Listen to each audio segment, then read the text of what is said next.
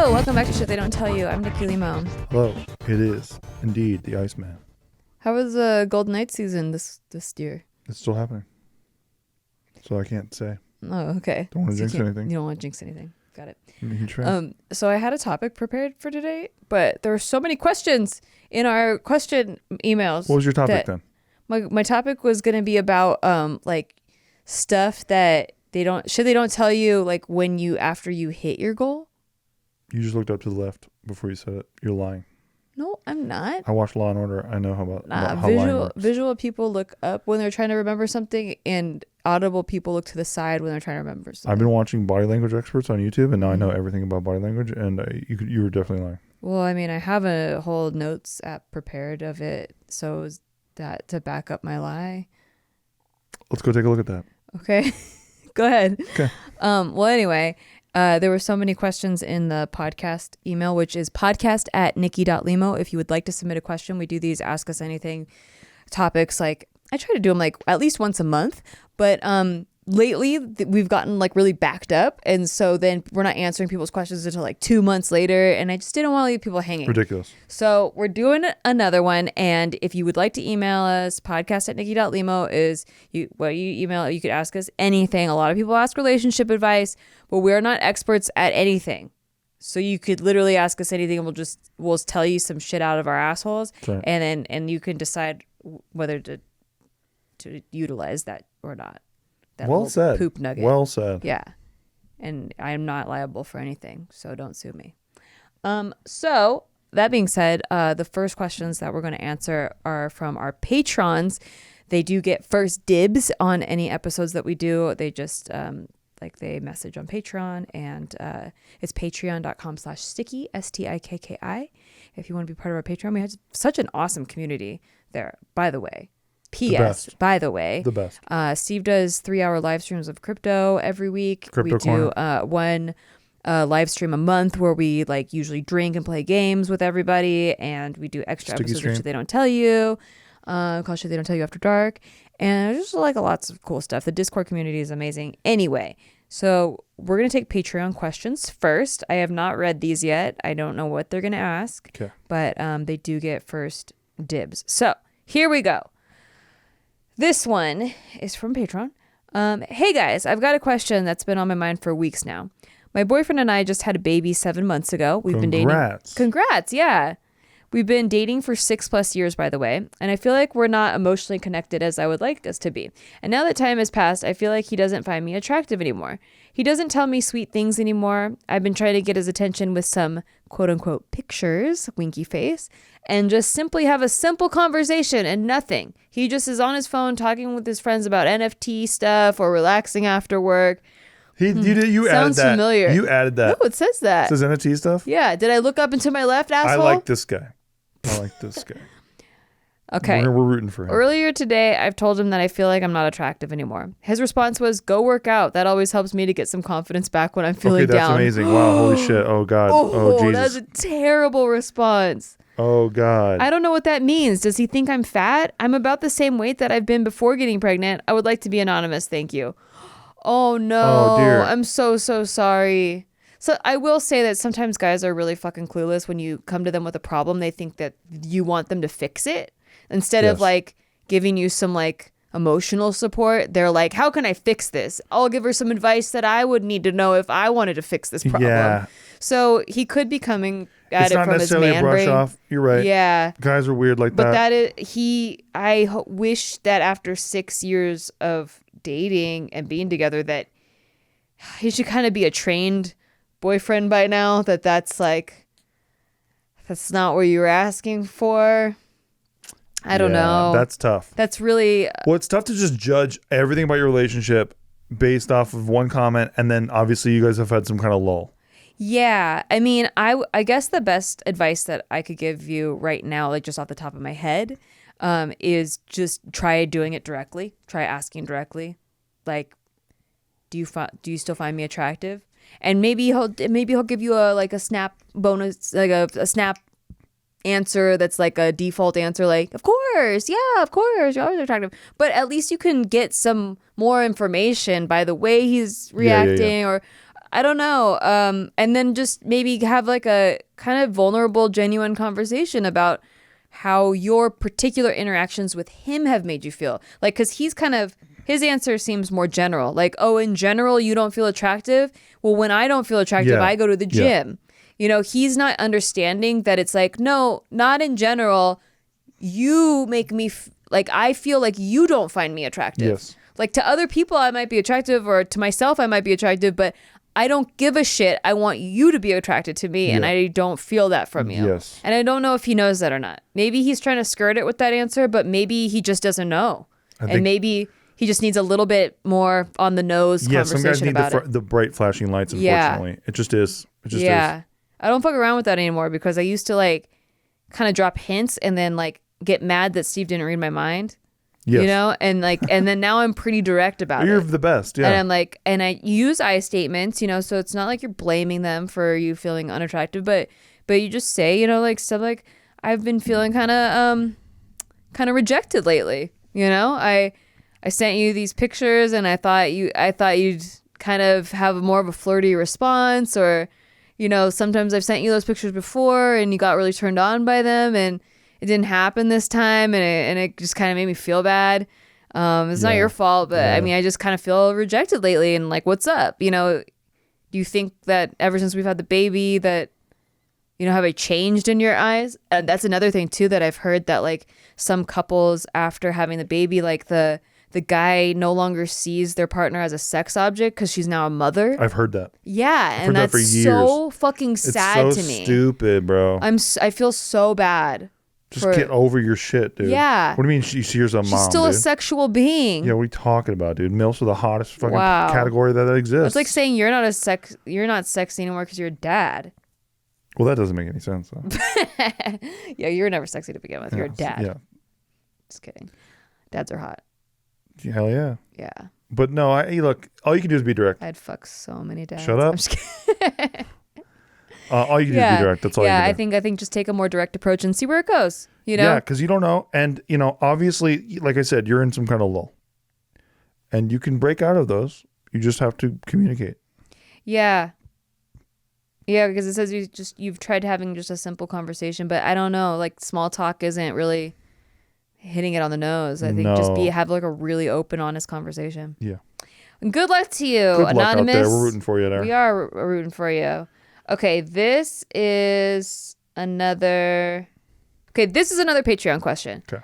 This one is titled Home, Marriage. All right. Dear Nikki and Steve, I wrote you, but you still ain't calling. I left my cell, my paper, and my home phone at the bottom. I love her already. Or nice. Him. We don't know. There you go. Hey, Iceman, Crypto King, and Icebreaker, cat lover. I love you guys so much, and I have mad respect for both of you. I'm a huge JK fan, and that's how I started following you guys. Oh, hell yeah. I talk about y'all to the people around me like you guys are my best friends. JK News is the only source I will listen to. Yeah, that's right. Fuck Kinja Bang. It's all about hell yeah. Nongshim. Good job, dude. It's all Nongshim now. All Nongshim. Also, love Big Mood, chief competitor. What? Oh, please edit that out, Also, Mark. Don't forget to follow Kittens and Coffee. That's right. Through the years, I've learned so much from you guys on financial advice to relationship advice, and I appreciate all of you so much. Thank you so much. Whoa, thank you for watching. I mean, clearly, like, you shouted out like everything that we're part of. That's awesome. Yeah, that's some true representation. I'm only 22, and I know I'm very young. Wow, you're young. Super young. Okay, I know I'm very young, but I'm just curious about your relationship and how you guys knew when to take it to the next step. I know you talk a lot about investing and passive income. I'm still learning lots about that. By the way, check out Crypto Corner. So my question is, financially, how did you go upon deciding when to buy the house you had in LA and also have a wedding and to also have a wedding? I don't think I'll be making a huge amount of income because I'm just planning to be a teacher. Between investing in a home and having the dream wedding with my soulmate, I'm just interested in what it was like for you guys and how you guys worked that out, because I do hope to work out both. If you have time, I also wanted to ask this question, but if not, that's okay. You can just answer briefly. My boyfriend is a pretty big Eminem fan, and he thinks he's heard more Eminem songs than you. I'm fighting him because I think you know more. How big of an Eminem fan are you? P.S. I started to really like Eminem too because of you. I listened to the whole podcast and I grew to love Eminem. Thank you so much for everything. Your biggest fan. This is Stan. Amazing. I love that. Okay, first of all, fuck your boyfriend. Me and him need to have a conversation because I will go to war. But you're only 22. So does your boyfriend have a brick from Eminem's house? That's all I need to know. A dirty ass brick from Eminem's house. And a dog tag made out of the wood from his childhood When home. my buddy Anthony came over here, he saw the brick and he's like, yo, what the fuck? And I was like, I tried to tell you guys she loves Eminem. He's like, what the fuck? He's like, this is creepy, dude. At 22, I have been a fan since you were 1 year old. There's no way in hell, no way on earth. And when he was like coming up, you were there. Like this guy, he wasn't even there. You weren't even there. He was in little diapers. The only argument I can make for that is that I probably haven't heard as many of the new collabs. He does a lot of collabs. Yeah. And especially within the past 5 years, like on random artists' albums, you know, it's like whatever the label wants to promote their new artist. So he does a collab with them. Yeah. And I to be honest, there's probably a lot of collabs that I haven't heard. So you got me there. There you go. But on all the old shit, I don't need to look up lyrics. I could any album pick a song, put it on a shuffle. I will sing the entire thing. My favorite thing is we were at karaoke once, and there was some people there who I knew already, which was cool. And they just randomly showed up, and then you were they're like, Nikki Limo to the stage, and I just honestly leaned in, and I was like, watch this. I'm not kidding. I actually did that, and you did Rap God. And their jaws dropped because Rap God was new. Like back then, it was like a year old or whatever. I also did Lucky You, and the DJ said that was the first person to sing it. It had just dropped 2 days before. Dude, exactly. It was really fast. It was faster than Rap God, and I was so excited to do that one. Still, you did Rap God, and it was the best because I set it up. Yeah. Like, watch this shit, and you just nailed it even better. Rap God is hard because it's 6 minutes long. And it also has a lot of layering where like he layers his vocals so that it's really hard to like do it all in one breath. You know what I mean? Oh, is it? It's hard. Because it looks like it. So yeah. Yeah. No shit. Okay. That's why I said watch this. That's why I said it was impressive. Oh, okay. All right. So back to your first question. So the first question is, well, the first couple questions is, how did you know when to take it to the next step? I don't know. We already lived together. We already knew we were compatible living together. Yeah. We already had a system worked out communications-wise when we got into arguments or fights that I felt, we both felt supported in the relationship. Always. She always has my back no matter what. There was a lot of trust. Yeah. You try talking shit about me to somebody tries to talk shit about me or vice versa. Yeah. Good luck. Ain't gonna happen. Good luck. Unless we're all joking and roasting each other about things. Yeah, roasts are great though. We love roasts. And I never at all had any sort of inkling of any sort of foul play or cheating or anything, which every single boyfriend I had before, like there was always like this little bit of suspicion. Yeah. And it was true. I would catch them. Honestly, same. Anyway. So yeah, I can't really say for you, like there's not one right answer to know when it's the next step. It's like, you just both have to be on the same page, and you're very young. Like I'd be very cautious about getting married so young because you're still developing and so is he. And you guys might just develop. Make sure you grow together. Yeah. You might develop into different people. That happens a lot, unfortunately, because you're kind of figuring out who you are at this stage. Like under 25, you're still really figuring out your way. Your frontal cortex hasn't developed all the way yet. Like there's just a lot of variables can happen from now to 26. Yes. And you could find yourself being a completely different person. Your partner's a completely different person. So just be cautious. If you are going to get married, just make sure that, there's nothing that like a divorce wouldn't like wreck you. Like, I don't know, have a prenup or something. Talk about it. I mean, Christ, like we talked about marriage. Like we talked about getting married. Mm-hmm. Like it wasn't something that we never talked about. And then I just sprung it on her one day. Like we definitely knew that we wanted to marry each other. Yeah. Which is, you couldn't be more like, we're ready for the next chapter than that, Like I would even make jokes about it because I was not worried at all. Like I'd be like, all right, shit or get off the pot, like shit like that. Yeah, and exactly. It was just jokes because I knew. And meanwhile, I had the fucking ring in a tow bucket above the fridge the whole time. And I knew so I'm like, oh, bitch, it's already on. Don't even sweat I even knew when he was going to propose to me. Yeah, that's the worst part. That's honestly the worst part. It's just from knowing him so well.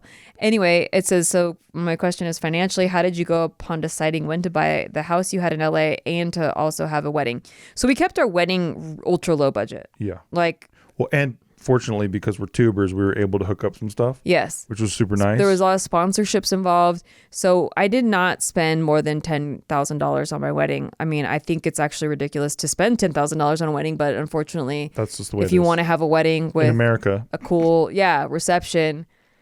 I don't know. I mean, I've done a series about wedding planning. You might have seen it on my channel, but I think the whole thing's a racket. Like, and I'm kind of really grateful that I wasn't raised to like in a family that like put emphasis on weddings. My wedding was the first wedding I'd ever been to in my adult life. So I had no expectations. I had nothing to compare it to.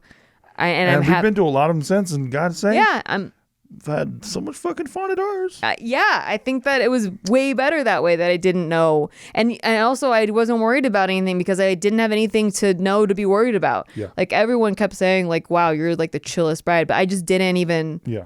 I was like, what is everyone expecting me to be worried about? You're like a Godzilla and you're like, what do I step on? Yeah. This is my day. I'm trying to do a good Godzilla. I get to be a monster today and I don't even know what I'm supposed to be a monster about. And then the reviews come in, they're like, this is the worst Godzilla movie you've ever watched. Godzilla who doesn't stomp on anything. So whack. But now knowing weddings and also like kind of getting the flow and how they operate, I mean, there's a lot I probably would have spent money on and probably would have regretted later, because all that really fucking matters at your wedding is that you have good food. I didn't even have plates or anything. We used styrofoam plates that came with the freaking buffet. I don't give a shit. And guess what? Nobody else gave a shit. Plastic silverware, throw it away. Why would I spend extra money on that? If there was anybody catty there who was shitting on the plastic plates, trust me, they had so much fun. It doesn't matter. Who cares? Yeah, exactly. They had, and that make sure there's alcohol. Yeah. Make sure there's an open bar, not cash. Don't charge people for it. That's bullshit. Even if it's just beer and wine, whatever. Yeah. Just have alcohol there. Good food, good alcohol, good music. That's it. Everything else, no one fucking remembers. No one remembers what chair sash you picked out. Oh my God. No one remembers your wedding colors. Yeah. No one remembers any of that. It's all like, I guess, what you are going to care about looking back on your pictures. Like if there's a certain aesthetic that you're going to really regret not having. I always think of in terms of that. Is there something I would regret not doing? Don't ever look at it in like, what should I do? Like, what would you regret not doing? If there's something that you would truly like, you're like, oh, if I looked back and I didn't have these type of flowers at my wedding, I would really regret it. Then spend it. Let me ask you this. Do you remember Timmy D's wedding, which was, by the way, amazing wedding? That was probably the best wedding we went to that wasn't our wedding. Do you remember what we had for dinner? No.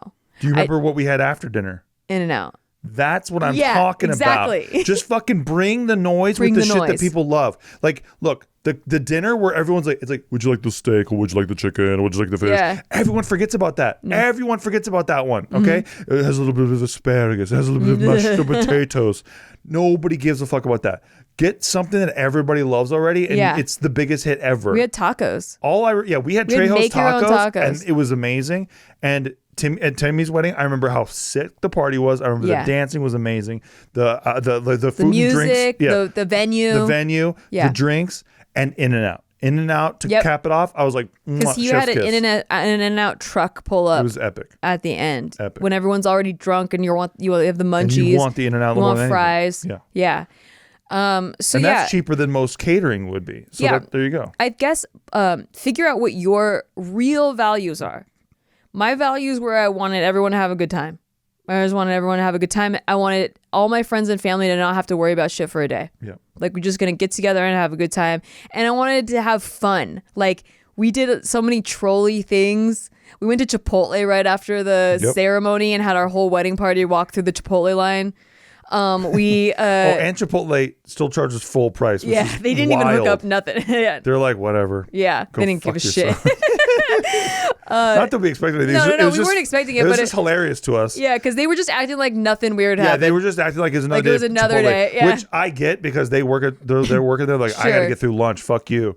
So I don't blame him, but it was just hilarious to us. Yeah, and all the pictures of our wedding party in Chipotle, ordering Chipotle. Yeah, we took like an hour-long lunch there. Yeah. And then we went on a trolley, and I pretended I was really drunk and warning people not to get married. Yeah, like she already had regrets. Shouting out the window that I was imprisoned now. She already had regrets, and then I was just putting my head down like I was the groom or the husband who was like, I fucked up. Yeah. And this is all on my channel. Yeah, actually, you can watch the wedding video. It's not monetized, so I'm not even like, whatever. Like, don't watch it then. I don't care. But all the memories in that video are so fun for me. Fun. And then we did this like our first dance. We pre-recorded us singing to it and plugging stuff in the song while we still danced romantically and acted like that was normal. And so we had a bunch of tuber friends, right? And so we decided that it would be funny if people thought that we were trying to take advantage of the situation with a bunch of tuber people there. Yeah. So like we're plugging this. And telling them to tweet it. Yeah, we're telling them to tweet it right now and seriously take out your fucking phone. It was our Christmas album. And tweet it. But we didn't actually end up doing a Christmas album. Well, we didn't do a Christmas album. But that was the joke. Because we're going to do a Christmas album. So tweet it so we can build the hype now. Yeah. Because like Christmas is coming. It was fun. It was so fun. I didn't have barely any decorations, but Captain Morgan hooked up a dolphin, an ice sculpture. Dude, that was so a dolphin ice sculpture. Ostentatious. It was beautiful. And then like I had a drink fountain coming out of it, and then a dolphin swam by behind the ice sculpture. Yeah, dude.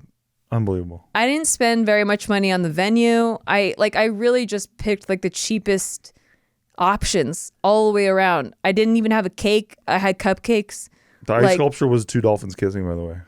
Yeah, it was great. It was great. So I don't know. Just shit that makes you laugh, shit that you enjoy. Things that make you have fun. But that's me. That's us together. Us. Like those are our values. Like if he really needed like some crazy decorations or he wants to look like a baller, like I know some guys that are like this who like need to look like a baller and they want like the limousines and like they want it just to look like they're it's always very the guys who get the white suit, the all white suit. Yes. Yeah. Yeah. And I'm just like, okay, like if that's you, go for it. Like it's really what you want to spend your money on, and like I think that reflects what you value in life. And so for people that value an ostentatious party to look a certain way, like that's them. I'm not going to judge them for them.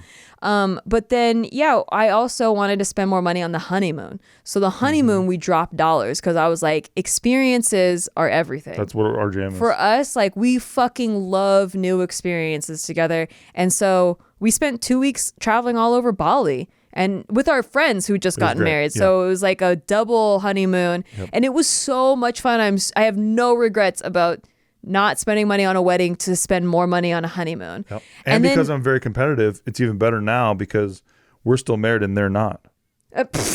So I was, we won. We really won. We really won there. We won the marriage war. Because while we were on a honeymoon, we were really thinking about that. I was thinking about it the whole time. Yeah. No, we weren't. But it did. When it comes to buying a house, it did set us back like a year of. I don't know if that's what set us back a year, but because the housing market was also crazy, and I don't know. I think here's a perfect puzzle piece for this. So I was watching, I was scrolling through Instagram and I was looking through stories, and someone had posted a TikTok of Kerry Washington talking about this, and it resonated so hard with me because this is my life philosophy too, but she worded it so well with this analogy. She goes, okay, if you're trying to catch a bus, you're going to pray, you're running late for this bus, but you really want to catch this bus. You're going to pray that you catch this bus. You go, God, please help me catch this bus. But then you're not going to stroll along trying to catch the bus. You're going to run. So you're going to pray for it, and then you're going to run to catch that motherfucking bus, right? She didn't say motherfucking, but I added that. Yeah. And you're going to run for that bus. And if you miss the bus, after running for it, it's not your bus. There's another bus for you to take. But if you didn't run, that could have been your bus. There you go. And if you didn't pray, that could have been your bus. But if you prayed and then you ran and you still missed it, that's not your bus. And that's how I felt about the housing market. Was that I was like, I wanted a house so fucking bad. I was getting so frustrated because we were shopping for like a year and a half. Yep.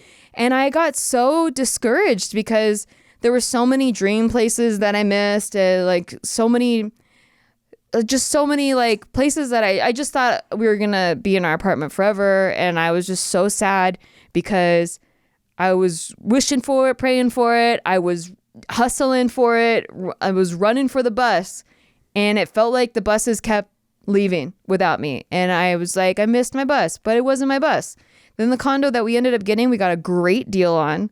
We met an awesome realtor that helped us, who's still like a friend today. He's a family friend. Yeah, we play poker together all the time. Yep. And it was in a neighborhood that I wanted, and it was the most amount of space for the least amount of budget of all the places that we saw. And it was so perfect. It was a corner unit, quiet, lots of space. The layout was great because Steve had an office on the other side. We didn't interfere with each other. Yep. The cats had a lot of space to run around. I don't know. It was better than any of the other places that we had seen that I was bummed about not getting. Yeah, and you were bummed because everything was your bus. Yeah, I like this though. Exactly. Everything was your bus, and now you know what the story was. And the finances lined up at that time. It was beautiful. So if there's any reason, like if you're hustling, and it's not happening, it's just not your time. Yeah, it's not your thing. And I got to say something that Nikki told me back then, because I remember when we were just getting the place, and I was just as stoked as Nikki about it.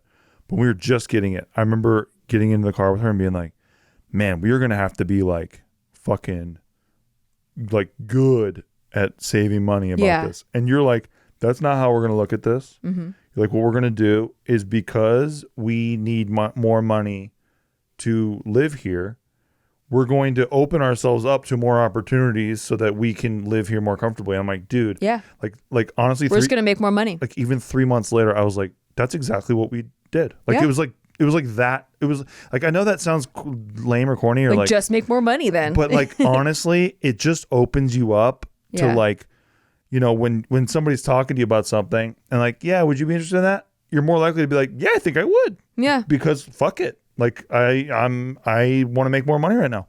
So it's just something where, you know, maybe your brain's not wired to see all the opportunities that you have around you all day. But then when you're looking for them, it's just like, oh yeah, green light that. It seems like they magically flow to you when maybe they were there all along and you just were closed off to it. You're closed off because you're like, well, I don't need that. I want my time or whatever, right? Whatever it was. But I was like, I'll do anything to make this house work. Yep. You know, and so it's like you could look at it like, oh, we're going to have to scrimp and save all these places. Or you could look at it like, no, we're just going to make more money. And also, me and Nikki have to say something, a shared value that we have. We're very, very appreciative people. Yeah. For what we have. Mm-hmm. For what we have. Like, not what we want next. Yeah. What we have. We're very, very appreciative people. People tend to like on to the next things. And I can't. It's great to think about. Sure. But we are vocally thankful for the things that we have right now. Yeah. For the cats that we have, every day, life that we have every day. Yeah. And I'll never shut up about it. And even our relationship, we're constantly telling each other how grateful we are for each other. And it never gets old because it's always good to keep that presence of mind, like to never, you know, big time yourself, really. Yeah. It's like that one quote, I don't know who originally said it, but it was like, remember when you wanted all the things you currently have. Exactly, bro. Yeah. And I do. I remember every day. Me too. Today I was rollerblading around our neighborhood and I was like, I remember when I was 8 and I wanted rollerblades so bad. Yeah. And I ended up getting them when I was like 9 or 10. But I remember that period of time where I just wanted them so bad. And so even just rollerblading around, I was like, I can't believe I get to rollerblade around in the middle of a work day. Like just because I wanted to. That's great. Like I'm so thankful for that. And to keep things thankful for the president, we are way late on our break. So we are going to be right back. Yeah. After these special words from our sponsors. Huge shout out to our sponsor today, Truebill. Truebill, oh my God, has this company saved me money.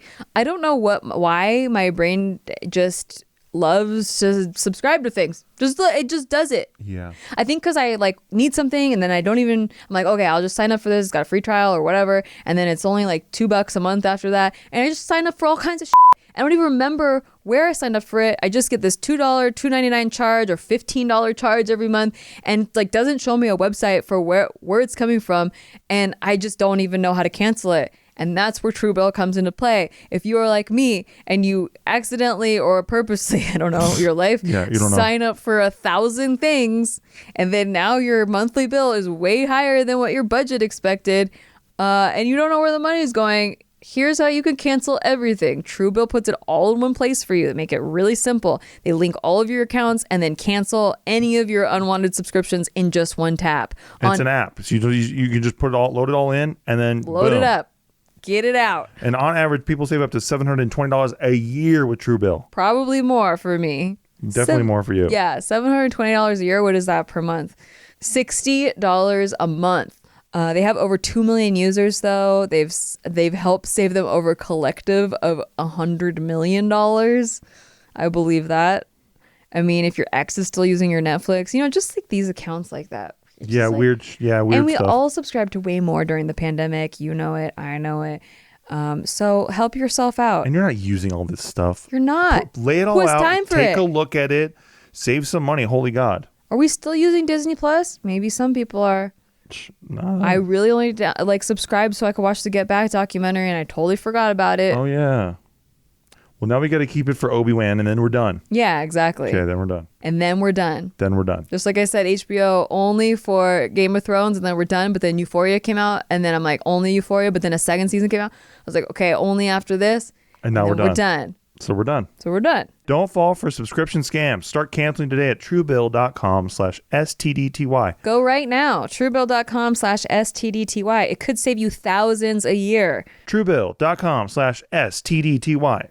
Wanted to give a shout out to our sponsor, BetterHelp, for this episode. BetterHelp is sponsoring this episode. Thank you so much. Look, one of the biggest things that we always advocate on this show, which we'll say it 100 times. I don't care. Yeah. We always say, we're not experts. You should talk to an expert. Go to a professional. Seek help from a licensed therapist. So here you go, because BetterHelp uses licensed professionals. Whenever you pick up the phone and you talk to a BetterHelp representative, you're talking to somebody who knows what the hell they're talking about. Yes, relationships take work. A lot of us will drop anything to go help someone we care about. We'll go out of our way to treat people well. But how often do we give ourselves the same treatment? And how many of us have access to it, honestly? Like some therapists are expensive. And they're intense. But you need them. No matter who you are, you could benefit from therapy. 100%. I would definitely believe that. But not sitting in the same room as somebody is very powerful for some people. To tell them you're what's going on with you. Yeah. I think there's something powerful about not having to be in the same room as them for some people. Well, and also just having access to it, so BetterHelp makes it affordable. And also you have access to a licensed therapist, not just a general counselor, but a licensed therapist in the areas that you want help on. Like if you are having, depression or anxiety or family issues or whatever it is, trauma, you can find a therapist that specializes in that particular issue. And if you don't like your therapist, it makes it really easy to switch. BetterHelp has a list of all kinds of different therapists. And if you don't like yours, you can easily switch, which is hard to do when you're looking on your own for therapists. It's really hard to just find another therapist. And you can be matched with a therapist in under 48 hours. Personally, I struggle with anxiety. I've been very open about that. And I loved how with BetterHelp, I didn't have to wait until my session to get help, because you have your scheduled sessions, whether it's video, phone call, whatever your preference is, and you have that. So your brain's looking forward to the session, which I think is great. But sometimes I have panic attacks in the middle of the week. And if I try to save it, to let them know what happened till my session, it's gone, and I don't accurately kind of describe what my issue is, But when I'm having the panic attack and then I immediately can talk to somebody, you can text them unlimited and they'll respond in a reasonable amount of time. I text them when it's happening, and in real time I'm getting help in between my sessions. And that's all part of the plan. It's all part included in your BetterHelp membership, which is freaking awesome. BetterHelp is online therapy that offers video, phone, and even live chat sessions with your therapist. So you don't have to see anyone on camera if you don't want to. So give it a try. See why over 2 million people have used BetterHelp online therapy. This podcast is sponsored by BetterHelp, and shit they don't tell you, listeners get 10% off their first month at betterhelp.com/Steve. That's BetterHelp.com/Steve. Because when you need help, use /Steve. So I wanted to give a huge shout out to one of our sponsors today, Ana Luisa. Ana Luisa creates really quality, nice jewelry. They have limited batches, which ensures the highest production standards while eliminating excessive waste. They have just really great just honestly just great quality. Like I wear their pieces every day and I sleep in them, and you're not really supposed to do that with jewelry. You're not supposed to like run, sweat, do anything in them, but I really push my pieces to the max. You definitely do. And there's no degrade in quality at all. I also just love how like simple and minimalist their pieces are, but still like make a big difference to the overall aesthetic. Like it's just like a little bit of bling here and there. I have these 3 sets of huggable hoops that I put in my second earring hole on my ears, and then it kind of just highlights whatever I have in the first earring hole. Like honestly, they can be worn alone, but I also have my own jewelry line, Kittens and Coffee, and they're the perfect complement to each other.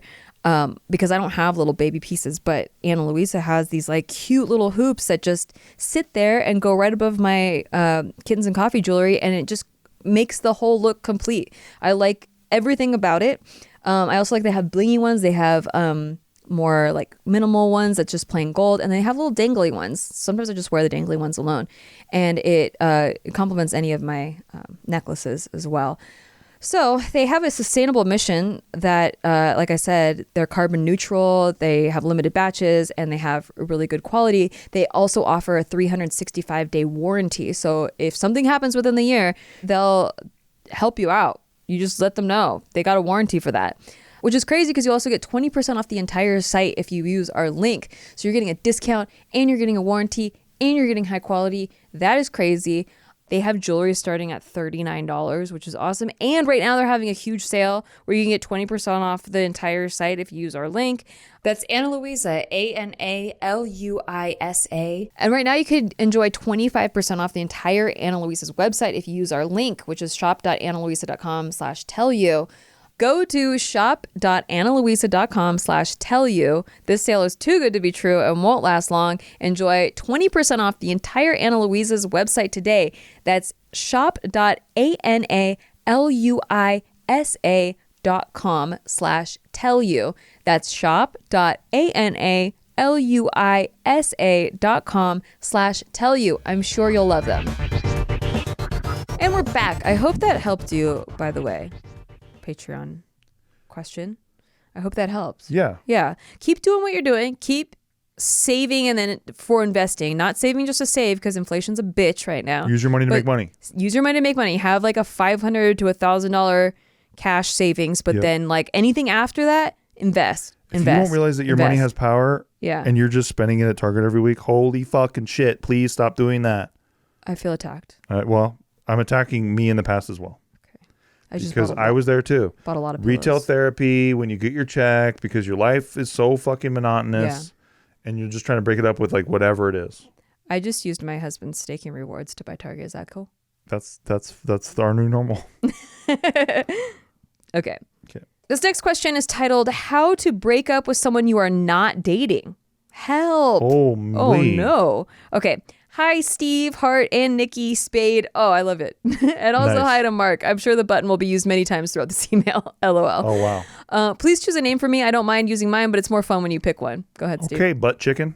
Okay, butt chicken. First, the compliments. I love you both so much and feel very connected to both of you and your way of thinking. I feel like I kind of know you and we are friends in my head. Sorry if that's a bit creepy. It's not. It's not. You are two of my favorite humans, and I'm so happy to see you both thrive in your new chic Vegas life. Congrats to Steve for being a crypto millionaire now, and to Nikki for success on her jewelry line. Thank you so much. You're so sweet. Also, I'm a second-time offender, and you've already answered a question from me over a year ago. We love second-time offenders. You're great. You're a return customer.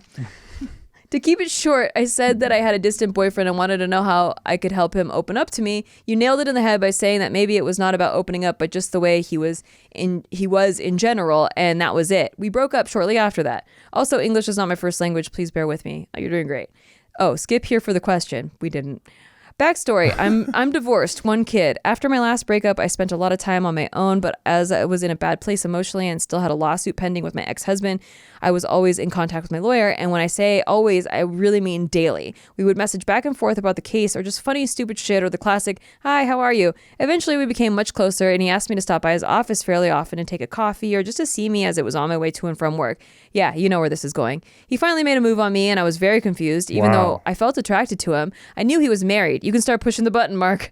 And I stopped him. He was hurt about that, and I felt very guilty. Damned if I do and damned if I don't. He was hurt about it because he's married? Oh, this guy. What a scumbag. This gaslighting scumbag. I told a friend about the encounter, and she told me that I should do it. Why not? It was the perfect person to have a hoe phase with, and I wouldn't have to worry about the relationship aspect of it, and I could also use a free lawyer in the future as I'm not that well off. I swear it sounded very much more logical when she said it. Anyway, it was amazing. But I felt so much guilt after it that I shut off. He obviously loved it too and wanted even more. And as much as I pushed, he was pulling and somehow guilt tripped me. I don't know. It was very confusing. I eventually went back several times, feeling more and more guilty every time. Oh, he got that magic dick, huh? Guess so. Feeling guilty every time as I knew from outside sources, small town, that he was having marital problems. No shit. No way. That's crazy. That's crazy. Didn't you know from inside sources? Like as in inside you sources? Yeah. Jesus. So guilty that I was not answering most of his texts anymore, but he would still convince me to drop by sometimes and would be very happy to see me. Always nice. What if she's like, but his marriage was amazing. Oh, the conceit of that is great. Yeah. Okay. Always nice and very attentive lover. And yeah, I say lover because he touched me as if he needed it, like he wanted to capture every second of it, or as if I was a work of art. It felt not just physical, you know what I mean? But I think that I eventually became so closed off that it made him shut off too, and we almost don't even talk anymore. Yet his marriage doesn't look like it's getting better. As for me, I know how bad of a hoe I am catching feelings at the first try, lol. Even though we never discussed feelings nor his relationship, I desperately feel the need to chase him because I feel so connected despite the guilt. He rarely texts anymore and even blocked me several times without explanations and then just unblocked me a few weeks later the last time I called this week. He cut the call short saying, "You know where to find me when you want me. I'm always here, but I am not going to ask anything from you anymore," and hung up. And you know what? I'm obsessing about going to see him again. Imagine the surprise it would be. What should I wear? Oh, imagining what the surprise it would be, what I should wear. I'm hopeless, right? This was the perfect way out. How do I break up with someone I'm not even in a relationship with? He has a wife and kids, and I really struggle with the idea of destroying that. Also, I might not be showing him very much, but I like him a lot, so I don't want to hurt him, and you might want to take that into consideration, that I might still need him in the future. One of the best lawyers in town would objectively be a big loss for me. How do I get over this mess? Help. Please be as harsh with me as possible. I really need to wake up. Okay, butt chicken, here's the thing. Oh, yeah, butt chicken. We love you. Yes. You're clearly a hoe with a heart, number one, first and foremost. Mm-hmm. And this doesn't get said enough because everyone likes to talk about hoes. But there are hoes with hearts as well. And that's you, butt chicken. No, look, you have a conscience, right? You did something and it felt very, very good, and you want to keep on doing the thing that felt very, very good. But you're conflicted because you know it's wrong because he's the one making it wrong. He's the one in the marriage. He's the one with the kids. You're the one who knows about that and is still engaging with it. He is the guiltier party heavily, in my opinion. Mm-hmm. Absolutely. Can I weigh in? Please. Okay, so first of all, let's examine if it was feelings or if it was that dick. Because sometimes your vagina wants to play tricks on you. Sometimes your hormones want to play tricks on you. He touched her like she was a work of art. I know. This guy needs to be executed in a field. No. Well, because we can't have guys fucking like that. It ruins it for the rest of us. I know. Why don't you touch me like I'm a work of art? I had never even been to the Guggenheim. You just kind of like 2 seconds, good night. That's me walking by an art museum. True. I treat it like That's that. True. I treat you the same way. I guess you do treat me like a work of art. I do. I walk just right like, by you. All right, bye. And I never saw it. And they're like, "Did you see the work of art?" And I'm like, "What the fuck?" There's an airdrop happening. I'm gonna be home. Okay, so I feel just off of a gut instinct, off of just reading this, that this guy may feel trapped in his marriage. He has kids. A lot of people feel like they have to stay in their marriage for the kids, even if the passion and love is dead. And this might be this guy's situation where maybe he had feelings for you and you were lovers, and he doesn't know how to get out of his marriage. And it's a complicated mess because he knows that he has to get out of his marriage in order to be with you, but he doesn't want to ruin his kids or whatever it is. Or maybe his wife and him agreed to work it out logistically or something like that. And then on top of that... Yeah, is this a Bill and Hillary thing? Like, is this like Right. hey, we're together because of There are people that treat their marriages like businesses. Yeah, too. yeah. No, we know. There actually was an argument on Big Mood about like a marriage being a long-term business, and I don't know. Some people just think that way. I'm not here to judge. I'm not here to judge. Well, there's a lot of unhappy marriages out there, and there's a lot of coping. And there's people that value different things. For me, I cannot live without passion in my life. Yes. Like I just can't. Like if you're boring, I just can't stay with you. If you don't stimulate me, I just can't stay with you. And I talked about my breakup all the time, like with the 5-year relationship that I thought I was going to get married to that guy, but I just couldn't. There was no stimulation, intelligence, like mentally, physically, emotion, no, nothing. And a lot of people can look at things on paper and go, well, this is going to work out long term because we're compatible and it's a good partner to raise kids with. So therefore, that's how marriage is. Like marriage the love is going to die anyway. People go, love's a chemical reaction. And so that's going to die. That's going to fade anyway. Yep. It's all temporary. Yep. I disagree strongly. Same. But you'll never know unless you find it. Unless you and then there's no way for me to convince you otherwise until you found it. Because yeah. Well, look, we're also in the land of YouTube where I've never seen more business marriages in my life. That's true. Like entertainment land. There's not much under the hood. It's just what you see like in public, and then it's shut the fuck off camera. So it just is, right? Yeah. I'm not even being mean or anything. It's just this weird thing, and I've also heard a lot of people say that like it's just normal when you guys like don't really like each other that much anymore, and that's a marriage. And I'm like, okay, it's not. Yeah, or like when you got to put up with your husband's shit. I'm like, not really. Right, he gets the fucking. Sometimes he gets the wrong almond creamer. Yeah, but that's about it. Come on, I'll get it one day.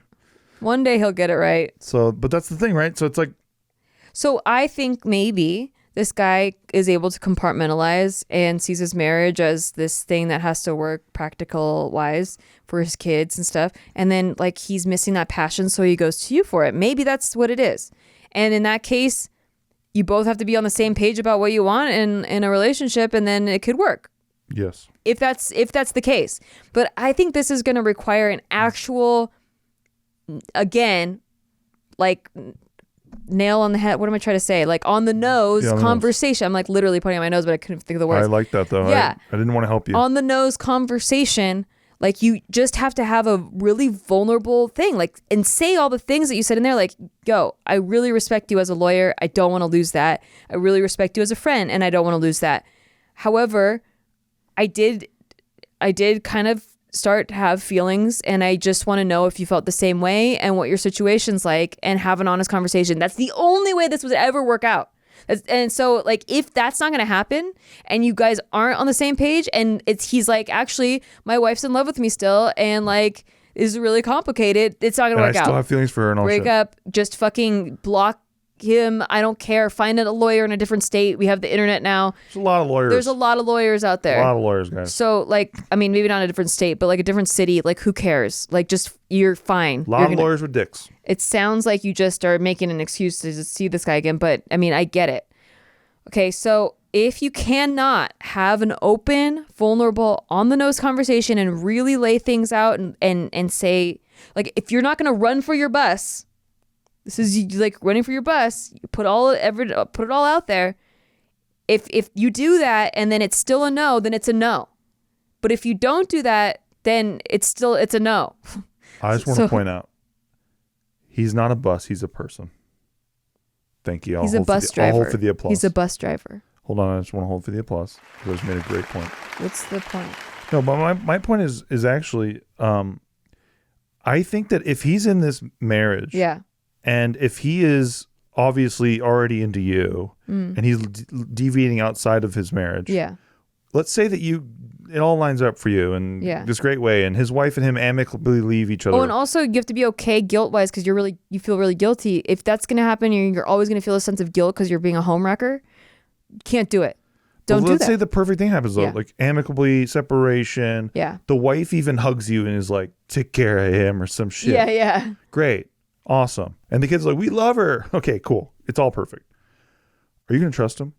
Like, are you going to trust him 2 years down the line, 3 years down the line? Maybe you have a lull in your relationship like the previous person who wrote in. Yeah. And like you guys had a kid or whatever, and now he's not paying as much attention to you, and you're like, well, I remember when he was cheating with me. I mean, there's just always going to be this thing. You need to know like the actual details of the thing. By the way, before people come down on me, my first rule of thumb is never sleep with a married guy ever, like point blank. But since you already did it and you caught feelings, I can confirm Nikki does not want to fuck me. What? I'm married. She doesn't ever want. Come on. She says never do it. So I understand. I'm the chaser in this relationship. I'm like, give me the dick. Come on. You're very good at that. Okay. But no, seriously though, I think if you're building a relationship and if you don't have a steady concrete foundation, you're fucked already. Yeah. So the foundation being like the origins of your relationship is like, oh, hey, we're at a party. Oh, how'd you guys meet? Oh, I was fucking him while he was with his wife. But that's the other thing I was asking is like, does she just want it to be a hookup? Yeah, she just want it to be this It love sounds affair? more than that. I mean, it sounds way more than that. Or does she want it to be an actual relationship? Dude, she had sex like on the Titanic with this guy, dude. Yeah. He's fucking painting pictures and shit. I mean, she had a fiance, Kate Winslet. I know. So it was the perfect metaphor. That's why I did it. Thank you. It was perfect. It was A+. Yeah, I mean that's. Remember that when you're writing your Google reviews later. When you make love to somebody. Yeah, it's powerful. It's different. It's different. It hits different. Yeah. I've never been the other woman in a relationship, so I can't really give you my like some whole advice. But yeah, it's hard. That's all I can say is like if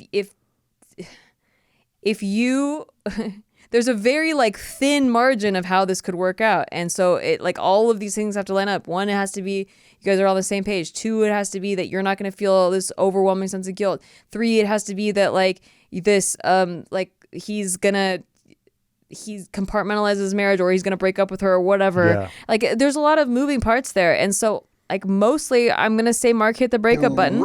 She wants to hear it. She needs us to be mean to her. I completely agree. We 1000% agree with that. Hit the breakup button. I'm just trying to explore all the ways. Okay, how could it work? That's a very thin, tight rope. Well, she needs to hear it because she's very all over the place. Yeah. So I think she needs to hear all the arguments. And that's the only reason I'm telling you all the reasons it could work, but it's so thin that I just don't think that that's possible. I get it. Like you would have to have a miracle alignment for that to happen. So your best option, in my opinion, is to find a new lawyer immediately. Yep. Just tell him retainer, like just start already looking for a new lawyer. And then just cut this guy out. Like you're only torturing yourself. Also, he's a little bit of a bitch with all his blocky shit. Well, you don't know if his wife told him to block. Well, whatever, some bitch made shit. I mean, if it is the wife telling him to block, then you know that she cares about the marriage still. Then. Yeah, fair. So fair. I mean, hey, there you go. If it's that, or if it's like unfollow. Oh God, just fuck off already. Well, that's him trying to break it off with her. I know. Yeah. But that's what I'm saying. It's unshaky ground. Yeah, that's why I don't think it's gonna work out. I feel like I've given the wrong impression that it's gonna work out, but I've just been trying to make the arguments so that we see how like. I think you made it. Okay. Sometimes I don't know if I'm I watch it back and I'm like, oh, it sounds like I'm trying to fight for the other side, but oh yeah, I do like to really explore deeply both sides of something. That's what I love. I feel defensive because I've gotten like. People thinking that I'm like advocating for home wrecking or something like that. Well, it sounded like you were. I'm kidding. That's what I'm asking. I'm kidding. Don't mind fuck me right now. Okay, I'm vulnerable. I know. I'm sorry. Yeah, I don't think it's gonna be good for you. No, it's just gonna. It sounds like a lot of headache. Do not do this. Just, there's better dick out there. Cold turkey this shit. Get the fuck out of there. Yeah. Don't talk to him again. You're done. Yeah. You're done. Yeah, you're done. You're done. And we won't respect you if you stay. She wanted us to be mean. No, butt chicken. Listen here, butt chicken. Yeah, come on, butt chicken. You got to do better. Yeah. We don't, by the way, I'm not moral police. I don't do that shit. No. I don't think I'm better than you. I don't think that you fucked up bad and you should look at yourself morally in a fucked up way. I don't buy that at all. This guy is the guy with the wife and kids. Yeah, you knew about it, but you know what? The pussy gets hungry. This one's called 2 Major Dilemmas Need Advice featuring compliments. All right. Hi, Nikki and Steve. You could call me Joy. Hi, Joy. I finally worked up the courage to write into the podcast. Yay. So hopefully I can get some advice and some perspective. But before I get into all that, I just want to say how amazing I think you both are. Although I don't know you personally, I truly love your relationship, your openness, how fun you are, and just how comfortable you make people feel. Oh my God, thank you so much. A lot of Kitty Central over here. You make mama feel comfortable. Yeah. I wish I could meet you both and become your friend, especially Nikki. You and the Big Mood Girls are my type of female energy that I need in my life. You've been a breath of fresh air. To you both, congrats on everything good in your life. Thank you so much. Thank you for not wanting to be my friend that much. She wants a girl bestie. Fuck off. I want girl besties too. You got enough friends. Okay, now down to the nitty gritty. I don't know if this is allowed or not, but I've been wanting to ask you about the 2 dilemmas I've been struggling with. You can answer just one if you want, or if you don't have the time. It's up to you. I guess because it's a bit of a common theme putting a timeline on myself. I'll try to keep it short and leave the bizarre, quote unquote, question last. First question. What I believe to be my true passion in life, career-wise, is being an actress. I want to write and direct movies too, but acting is what's ultimately in my heart. I'll be 21 this year, and I already feel behind in the game. My plan was to start making steps and move to New York by the time I graduated. That way I can move out there by 19, and I can start doing some acting workshops and classes, and so I can have better opportunities for auditions. But then life happened. My mom ended up getting sick, landing her in a coma for some time in January 2020. My mother is fine now, by the way. She's just dealing with some mental and physical side effects. Wow, a coma. Crazy. And then we were struggling to keep our house, and through all of that, COVID became a huge thing for the world, which was the least of our problems. And even if all that didn't happen, I wouldn't have had enough money to saved up to have gone to New York anyway. So obviously I had to reevaluate. I realized New York wasn't going to be realistic at this point, especially now that I was pretty much the only one taking care of my mother. My next plan was maybe I could sign up for a casting agency. That way, if there was any auditions in my area, I could go, and who knows where that would lead, right? But a lot of agencies have expensive fees, and there weren't really any auditions in my city. A little tangent, on top of everything, this past August 2021, 1 out of 2 of my cats died. Oh man. Dang. Super suddenly after a freak accident in the house, which has completely devastated me. More than anyone around me can understand, it's devastated me. My animals mean the absolute world to me, and losing him caused me to not to be excited for much of anything. Grieving alone is extremely hard. Oh, I'm so sorry about that. Anyways, it's safe to say things haven't been easy. It's one thing after another. But my question is, how do I pursue my dream? How do I go about it? I feel like the longer I wait and the older I get, the less of a chance I'll have, especially as a woman and especially as a Black woman. Plus, the entertainment industry is truly based in luck, and if I'm being honest, I've never been very lucky. Something else to mention is I don't get much encouragement or pushing from my family that I need. When I first brought up that I wanted to be an actress, it's not that they thought it was too unrealistic. It's that it may be too unrealistic for me. Sure, they'll say, I believe you can do anything, but they almost roll their eyes whenever I bring it up. They think I have my head in the clouds. All of this to say I'm at the point where I don't know what to do. I'm pretty sure the only way I can get the ball rolling for my career is that I ultimately need a jump start, something to get me known, or at least to dip my toe in the water. And I've thought of just about everything, from starting with being a model like every actress ever, to something completely out of left field like competing for Miss World like Priyanka Chopra, which is a long way to go. I've been manifesting and manifesting. Acting is what I truly want to do, so any advice might help. Part 2 is also any advice that what I can do remotely in the meantime, because I really need a job and nothing is coming my way. Wow. Okay. There's a second question, but that was a lot. So okay, yeah, let's delve into that. With number 1. Yeah. So you want to be an actor, and that's like what you want to do the most out of anything. Yeah. Well, all we can talk about is what we've done to get in that door. Yeah. Which is just start making stuff. Because you have a lot more opportunity these days than you did back then. If you're going to count on like going to drive and go to an audition, or like self-taping and like just sending your shit in, hoping they even watch it. Yeah. You have less of a chance there, right? Get some followers on social media. That helps a lot. I think that TikTok is probably your best bet. TikTok is where the algorithm pushes up new people. Like YouTube kind of sucks, because it's just going to favor people that are already doing well. So it's a lot harder. Or a lot of drama. But TikTok, you can get a big following in relatively short amount of time.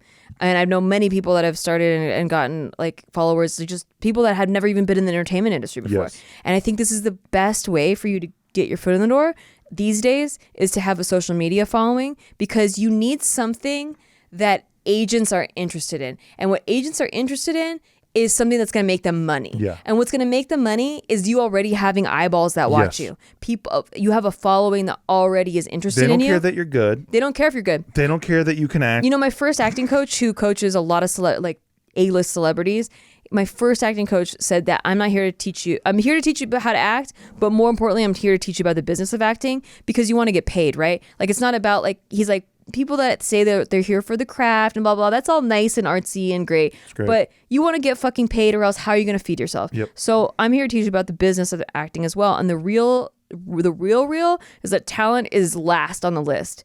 The first thing is who you know. If your family is in the industry already, you have a huge leg up. The second is how much money you have. Because if you don't know anybody, you can buy your way into knowing people, and you can buy your way into marketing yourself to a degree that people know who you are. The third thing is looks. Like, if you look good, people are just naturally going to want to put you in more things. And that's just how it is. It fucking sucks. But he's like, I'm not here to sugarcoat anything. That's just fucking how it is. Or if you look like a character person, like if you're a character actor, like, and you look a certain way, you look really silly. Yep. Like, that's good too. Like, but how you look is a lot. Last is talent. Dead fucking last. Yes. So don't the pressure, like, obviously work on your talent. Well, the pressure's kind of off with that, right? Yeah. Which is kind of a beautiful thing if you see that and you just go, okay, cool, it's not up to me. Yeah. It's not all the way up to me. But what is up to me, what the things I can control are things like, okay, how do I open doors for myself? Yeah. So like like Nikki said, getting a TikTok out there, and like, you're like, okay, cool, but I'm an actress. What can I do on TikTok?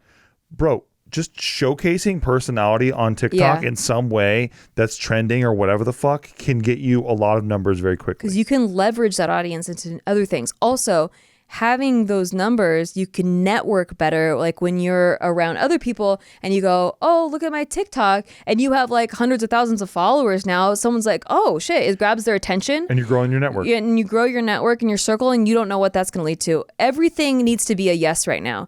Don't close yourself off to scams. Okay, but like, every opportunity, like if someone wants to put you in a student film, good, great, go for it. I've been in so many shitty student films because one will land where it's good footage that you can use for a demo reel.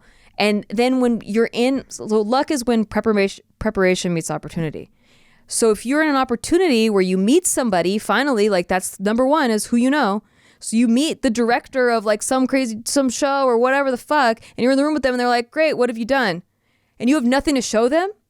You blew it. You blew that window. Yeah. So like, you have to have all these things aligned. Like, start building what's in your control. And what's in your control is building a demo reel, and also fucking forget about your age. Who cares? I used to be like that too, though, by the way. Like, at 18, I thought I was too old. You're never getting younger. And people blow up at all different ages. Another thing you can't control. Age doesn't matter as much as it used to, because there's so many ways for you to get known now. Only concern yourself with things you can control. Yeah. Otherwise, you're wasting your time. You're wasting your time. So all you can control is what you can control, and you can control a lot of things. People don't give them credit for how much they can control, you know? So every day, what I used to do is, at the end of the day, I had to list out all the things I did to help my career. And I could only do what was in my control. But if at the end of the day, I couldn't list anything, that's bad news. So make sure you're doing things every day that at least help push the needle along.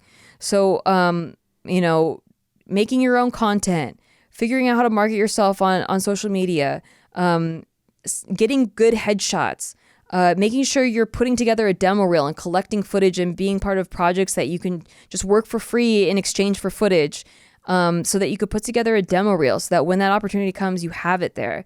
Working on your acting skills, your auditioning skills, so that like if they need you to do a cold read right there, like you can do it. Yep. And you have confidence in your skills. Yep. And also, even just joining acting classes or like an acting group, give you confidence and also build your network. You don't know who knows who in that group. It's everything. And I know you said you're not in a town that has a lot of opportunities, so you can just work with what you have. Maybe you have to travel to the next town over. You know, for 2 years when I was starting out, I was traveling from Santa Barbara to LA. LA is 2 hours outside of Santa Barbara. So I was doing it before my waitressing shifts too. Like, it was a lot of driving, but I was just trying to do whatever I could do. And you just have to be in that running for the bus mindset. Like I couldn't at the end of the day say I didn't try. That's the only thing that I couldn't do. Like that was not allowed. Yep. I was not allowed to get to the end of the day and say I didn't fucking push with all I had. That's great. And that's all you can do. And if it doesn't work out, then it doesn't work out, but it'll lead to something that is your passion. Yep. You know, maybe it's not, maybe it doesn't end up being acting, and you have to be okay with that too. But like, you know, if for me, my mentality was I'm acting like I want to do this forever until I'm not. And that's how it is with everything that I pursue. Is the intent and my mindset is that I'm going to pursue this with all my might forever until I'm not. Yeah, and honestly, I think you can do it. I think anybody can do anything. I think you can do it. You know, fuck what your family says. Oh, yeah. If you have the self-determination to do something, let your doubters fuel you. Yeah. I promise you, there's no better fuel than when somebody says you can't do something. And constantly be reading books about... Keep Keep reading books about keep successful about, people. Yeah, keep learning about the craft, too. Watching interviews. Yes. Yeah, you just never stop learning. Never stop reading and watching and learning. And I think people just stop learning. And like Nikki was saying earlier, like if you just start volunteering for a ton of shit, and you like wherever your community is, there are creatives there who are trying to make stuff.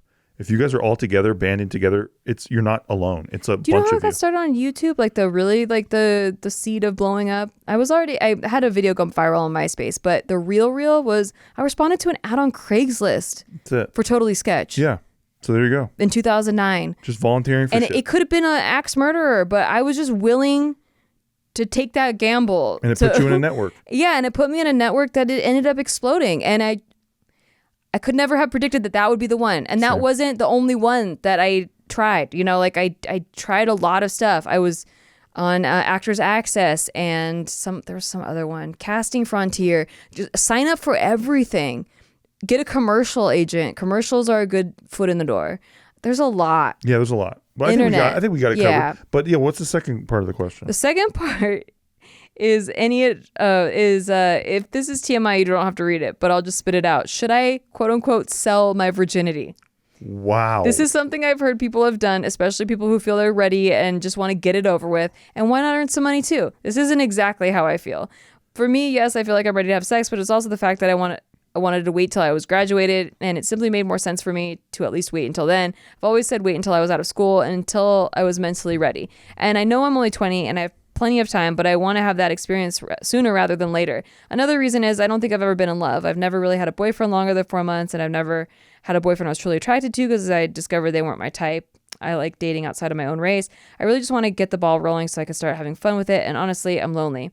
What's holding me back is I don't think that's something that should be given away easily. I always thought I should do it with someone I at least like and I know that will really respect me, someone I can trust, and I just don't know if I'm a one-night stand type of person just yet. Also, I just really want a love or a real relationship. I know what you're thinking. I sound naive, but maybe I do have my head in the clouds, but I'm a huge romantic. I think that sounds more reasonable than selling your virginity, to be honest. Hold on a second, because I think that if she sold her virginity, say she gets $40K, she puts it on Anchor Protocol, she gets 19.4% APY. Okay, you have to have a really big price tag. Yeah, you gotta get like 40. A respectable price tag. Yeah. But you get 40 G's for that, you put it on Anchor Protocol, get 19.5% on that. We're talking, you're gonna get hundreds of dollars a month just chilling. Okay, I need you to think about the type of people that are willing to buy virginity. Are you willing to have sex with that type of person? I don't know. To me, it's not attracting the right crowd, even if it's something that people have done or would do. What if they look like Richard Gere? I don't care. Oh, good. Yeah. Yeah. Fuck yeah, I would. Yeah, fuck yeah. Yeah, fuck yeah. Right? Yeah, hell yeah. Yeah, I don't think it's for you. Nah. Just judging by the way that you're writing this, I just don't think it's you. I have one best friend, but she's living off her life, ironically, in New York, and we don't really talk much until we both have time to meet up, but that's besides the point. I want a relationship, but I'm trying to decide if it's worth if waiting till then is ultimately worth it, and if it is, how do I meet someone and find that relationship? If it's not selling my virginity, is a good way to start. You got to focus on one thing at a time right now. Yeah. You're all over the place, and you got to focus on the thing you want the most, which is your acting career. So yeah, fuck this noise. Let's Virginity, prioritize. love, all that stuff will come. Like, you'll figure it out. It's just gonna happen naturally. Just let it happen naturally. Yeah, prioritize. When you try to force something like that, it just doesn't work. That putting brain power towards emotional shit like that makes no sense. Yeah, I think you got too much attachment to time, and I understand because as a recovered timeline attachment person, That's right. I totally understand that. But what I've come to realize is that time's not real. It's a social construct. It's just not real. They made it up.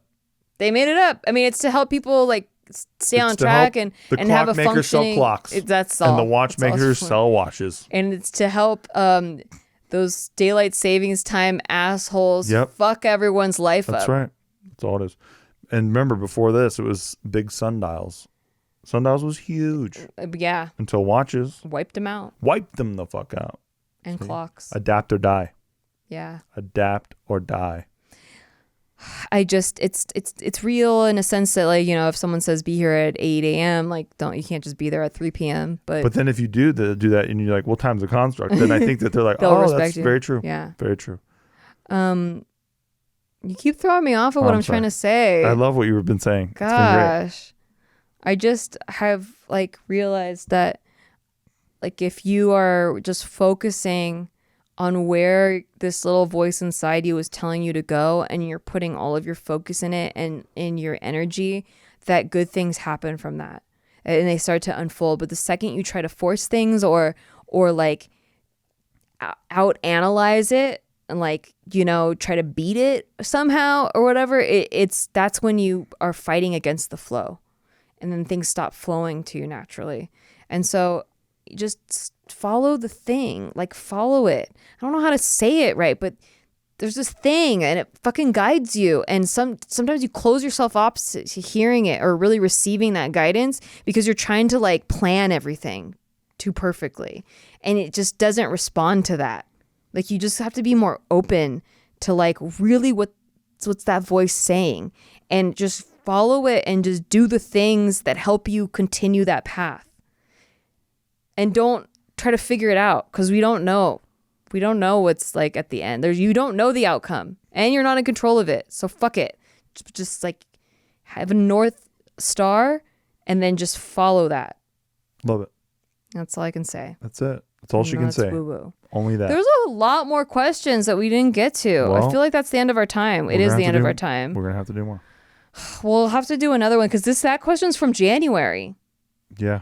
There's, like, all these February, March questions. We got backlogged. Look, I had to travel for JK. We're Apologies. backlogged. We're backlogged. It's my fault. But we will get to them. And I'll do my topic on some shit they don't tell you about when you hit your goals. I know you want to know about that. If it's even real. If what's even real. If your topic's even real. I think you just made it up. Want to check my asshole for where I pulled it from? Yeah, I do. I would love to. Thoroughly inspect it. Yeah. Please. All right. I'll let you guys know how that goes. Please don't. And, hey, if you want to support the show, please check out our Patreon at patreon.com/sticky, STIKKI. Also give us a good rating on iTunes. It really helps a lot. And I don't know. Tell Mark that you like him. Oh, yeah, that helps a lot, too. Mark's amazing. He's the best. We love him. And if you could, if you're watching this on the tubes, if you could like this video, it always helps a lot. But don't blow his ego up too much. No, don't. Like, no. Honestly, like, give 2 compliments and then, like, 1 take back. Like, where you roast him a little bit, like, make him feel bad. Like, yay, Mark, let's go, Mark. And then like, fuck you, chill Mark. out, Mark. Yeah, why don't you fucking calm down, Mark? Fucking chill, Mark. It's not about you. It's not the Mark show. Yeah, it's never going to be the Mark show. We love you. We should have Mark as a guest. I want to. That'd be great. He says he can't. Why? I don't know. Some bullshit. That's I can't remember. Honestly, the email was boring that you sent me about why you can't. So we didn't read it. Yeah, didn't read it. There you go. Be a guest on our show, Mark. Okay. All right. We love you guys. See you next time. That's why Mark is a construct. Mark and time are social constructs. It's not real. Not real at all. All right. We'll see you guys next time. Love you. So they call it a time mark. Oh my God. See? Wow. I figured out life. Wow. Wow. Owen Wilson meme. Wow. Wow. Wow. Wow. Wow. All right, guys. We have too many cats. We'll see you guys.